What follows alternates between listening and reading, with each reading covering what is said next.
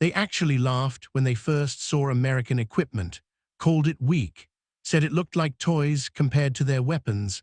Then those toys started killing them by the thousands, and nobody was laughing anymore.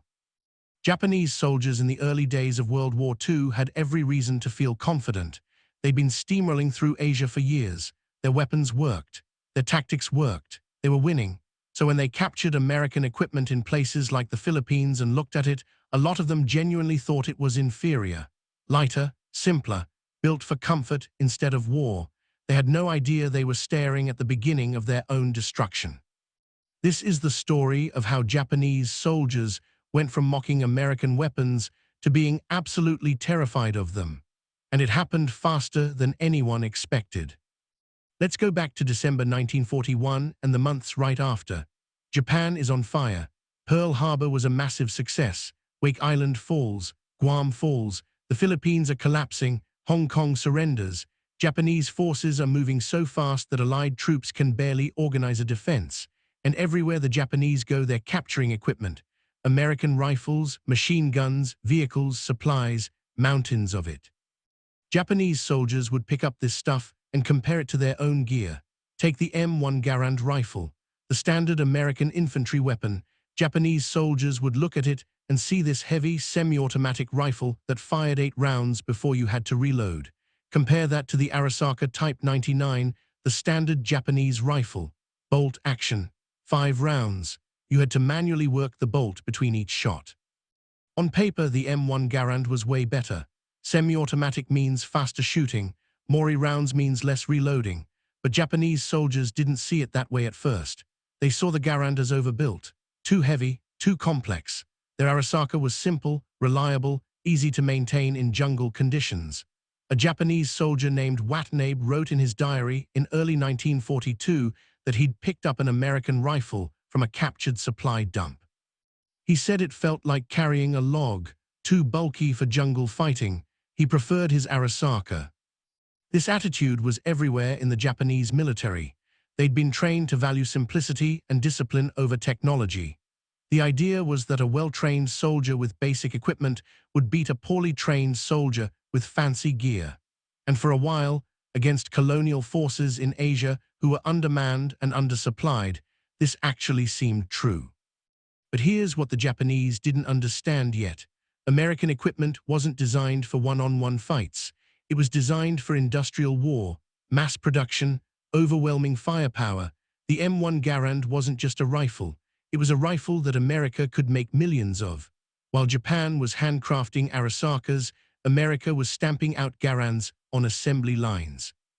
The first place Japanese soldiers really started to see the difference was Guadalcanal. August 1942, the Americans land and take the island's airfield. Japan sends troops to take it back. These are good soldiers, experienced. They've fought in China, in the Philippines. They know what they're doing. They attack at night. The Japanese strategy is to get in close where American firepower won't matter as much. Use bayonets, hand-to-hand combat, overwhelm them with aggression and discipline. It had worked before against other enemies. The Marines had set up defensive positions with interlocking fields of fire. When the Japanese charged, the Marines opened up with everything. M1 Garands firing as fast as you could pull the trigger. Browning automatic rifles spraying 20 rounds in bursts. .30 caliber machine guns that could fire 500 rounds per minute. The volume of fire was insane. A Japanese soldier named Nishino survived one of these attacks and was captured later in the campaign. He said the sound alone was terrifying, not individual shots, just one continuous roar of gunfire. He said men around him were falling so fast he couldn't tell who was getting hit. He dove into a shell crater and just stayed there while the attack collapsed around him. Out of the nearly 1,000 men in that attack, over 800 died. The Americans lost about 35 killed. Nishino said that's when he stopped thinking American weapons were inferior. The Marines hadn't won through better tactics or courage. They'd won because they could fire 10 times more bullets, 20 times more. The Japanese would get halfway across the field and hit a wall of metal they couldn't push through. But it wasn't just small arms. The thing that really shocked Japanese soldiers was American artillery. Japan had artillery, good artillery, but they had to conserve ammunition. Fire missions were planned carefully. You'd spot a target, calculate the range, fire a few shells to adjust, then fire for effect. Maybe a dozen shells total. You had to make them count because resupply was difficult. American artillery didn't work like that. Japanese officer named Tanaka was in a defensive position on Guadalcanal when American artillery found his unit. He said the first few shells hit and he thought, okay, this is normal. Take cover, wait it out, they'll stop soon. But they didn't stop. More shells kept coming, and more and more. He said after 15 minutes of continuous bombardment, his position was destroyed. The trenches had collapsed, trees were shredded, men were buried or dead, and the shells just kept falling. He found out later that a single American artillery battery had fired over 300 shells at his position. 300 in one fire mission. He couldn't understand where all the ammunition came from. His own artillery was rationed to maybe 20 shells per gun per day. The Americans seemed to have infinite shells. This became a pattern. Japanese soldiers would dig in, build strong positions, prepare for a fight. Then American artillery would just flatten everything. Hours of bombardment, thousands of shells. By the time American infantry attacked, the Japanese position would be a moonscape of craters and destroyed equipment. The psychological effect was devastating. You can train soldiers to be brave, to face death without fear, but you can't train them to stay sane under artillery fire that never stops. Japanese soldiers started breaking down. Some would just sit in their foxholes crying. Others would run away from the bombardment and get shot by their own officers for retreating. Then there were the American tanks. Early in the war, Japanese soldiers weren't too worried about tanks. They had anti-tank weapons, mines, their own tanks. Tank warfare in the jungles and islands of the Pacific was different from Europe anyway. Harder terrain, less room to maneuver. But the Sherman tank changed things, not because it was the best tank ever made. It wasn't, but because there were so many of them and they were used so effectively. Japanese anti-tank guns could kill a Sherman, but for every Sherman they knocked out, 2 more would show up. And the Shermans had something Japanese tankers quickly learned to fear: the 75mm gun and lots of ammunition for it. A Japanese tank commander named Hayashi fought against Shermans on Saipan in 1944. He was in a Type 97 Kaiha, a medium tank that had served Japan well in China. He said his tank had a 57mm gun that could punch through most Chinese tanks with no problem. Against a Sherman, it was almost useless. The Sherman's armor was too thick. Meanwhile, the Sherman's 75mm gun could penetrate his tank from any angle. Hayashi said his crew got off one shot at a Sherman. The shell bounced off. The Sherman turned its turret and fired back. The American shell went through his tank's front armor, through the crew compartment, and out the back. His gunner and loader died instantly. Hayashi was thrown out of the commander's hatch by the blast. His driver got out too, but died from burns later. He said the thing that shocked him most was how fast it happened. The whole fight lasted maybe 10 seconds. His tank was supposed to be the equal of anything the Americans had. It wasn't even close. But the real game changer was American air power. This is what Japanese soldiers talked about most in prisoner interviews after the war, not the rifles or the artillery or the tanks, the planes. Japan started the war with good pilots and good planes. The Zero fighter was one of the best in the world in 1941. Japanese pilots were experienced, well-trained, aggressive. They dominated the air in the early months of the war, but by 1943, everything had changed. American planes were everywhere. Fighters, bombers, dive bombers, torpedo bombers, and they just kept coming. A Japanese soldier on an island under American attack would watch waves of planes come in. 10 planes, 20, 50, they'd bomb and strafe, then fly away. An hour later, more planes would come. Different planes, fresh pilots, more bombs. A soldier named Kojima was on Bougainville when the Americans started their air campaign. He said for the first week, planes came over every single day, multiple times a day. They'd bomb the airfield, the supply dumps, the troop positions, the ships in the harbor, everything. He said at first his unit would man their anti-aircraft guns and shoot back, but American planes flew too high or too fast. They'd lose one plane, maybe 2, and the rest would complete their mission. After a month of this, Kojima said his unit stopped manning the AA guns during the day. They'd only shoot at night when it was safer. During the day, they'd just hide and hope they didn't get hit. The psychological effect of being bombed daily with no way to fight back broke a lot of men. And then the Americans introduced something that absolutely terrified Japanese soldiers. Napalm, fire bombs. They'd used regular explosives before, high explosive. That's bad enough. But napalm was different. It was personal. It was horrifying in a way regular bombs weren't. A soldier named Matsumoto survived a napalm attack on Luzon in the Philippines. He said his unit was dug into a hillside in bunkers. They thought they were safe from bombing because they were underground. Then American planes came over dropping these long silver tanks that tumbled through the air. When they hit, the jungle exploded into flame. Not normal fire, sticky fire that spread everywhere and couldn't be put out. Matsumoto said the entrance to his bunker got covered in burning gel. Men who ran outside caught fire immediately. The flames sucked the oxygen out of the bunkers. Soldiers deeper inside started suffocating. Some men burned to death. Others died from the fumes. Others suffocated. The ones who survived stumbled out coughing and half dead. He said after seeing that once, his entire unit would abandon their positions whenever they heard planes coming. Better to risk being shot in the open than trapped underground when the napalm came. The fear of fire was worse than the fear of bullets. By 1944 and 1945, Japanese soldiers weren't laughing at American equipment anymore. They were desperately afraid of it. Officers stopped telling their men that Japanese weapons were superior. The propaganda shifted. Now it was about spirit over material, about how courage and willingness to die would overcome American technology. But the soldiers knew better.